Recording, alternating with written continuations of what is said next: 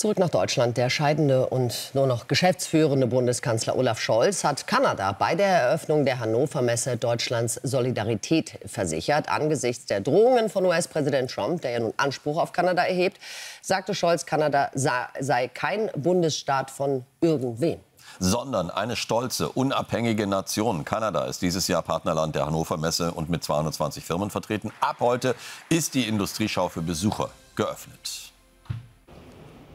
Und Reporter Paul Klinzing, der ist für uns vor Ort. Guten Morgen nach Hannover. Paul, also die Messe ja in diesem Jahr offensichtlich ganz unter dem Eindruck des Zollkrieges. Wie wird das Thema denn diskutiert?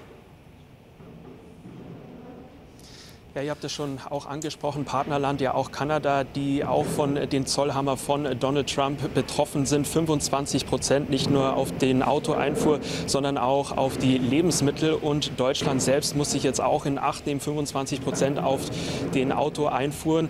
Und das heißt für Deutschland insgesamt 3,4 Millionen Autos werden ja jährlich in die Welt verkauft. Davon gehen 13% in die USA. Deshalb muss sich da Deutschland neu aufstellen.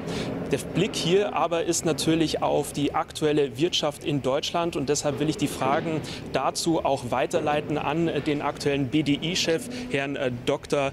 Leibinger. Und wir wollen vielleicht erstmal mit den Wirtschaftsverbänden am Wochenende anfangen, denn die haben ein klares Zeichen an die neue Bundesregierung gelegt, dass sie den Fokus auf die Wirtschaft legen sollen. Wie ist da die Position vom BDI?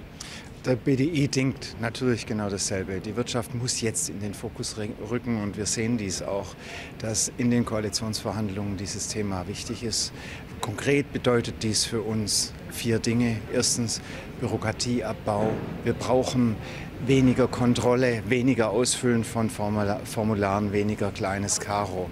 Das verändert nicht nur, es kostet nicht nur Geld und Zeit in den Firmen, es verändert auch das Denken. Wir werden zu defensivem Denken gezüchtet durch die Bürokratie. Das muss enden. Zweitens, die Steuerbelastung der Unternehmen muss sinken. Wir brauchen langfristig eine Unternehmenssteuer von nicht über 25%. Nicht damit wir unsere Taschen füllen, sondern damit wir investieren können. Jeder Euro, der nicht Steuer bezahlt wird, geht in Investitionen und wir brauchen jetzt private Investitionen. Drittens brauchen wir planbare und bezahlbare Energiepreise, aber vor allem eine Planungssicherheit der Energiepolitik ist das Entscheidende. Und zuletzt brauchen wir auch Impulse in der Innovation. Unsere Innovationspolitik ist zu fragmentiert. Wir könnten dies viel besser aus einer Hand planen und dann beispielsweise Schlüsseltechnologien gezielt fördern und hierfür Roadmaps erstellen.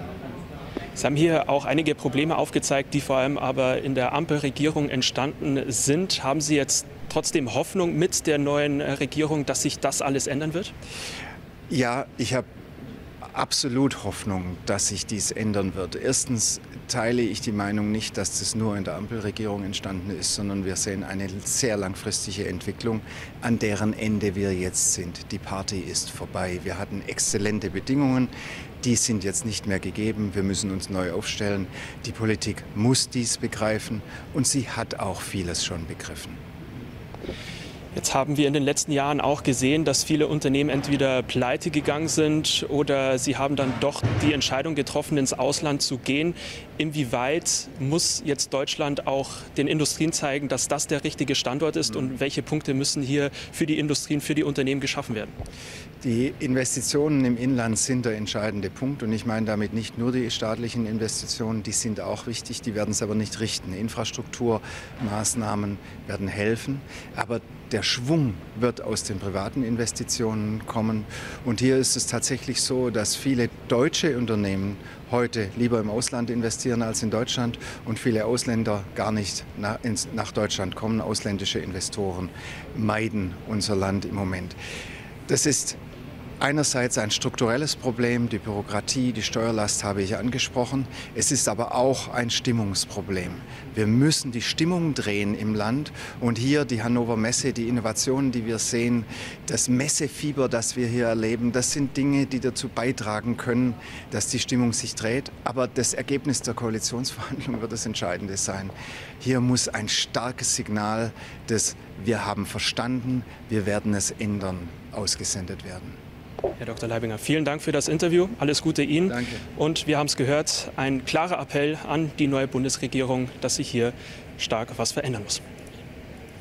Paul Kensing, danke schön nach Hannover. Danke auch von mir.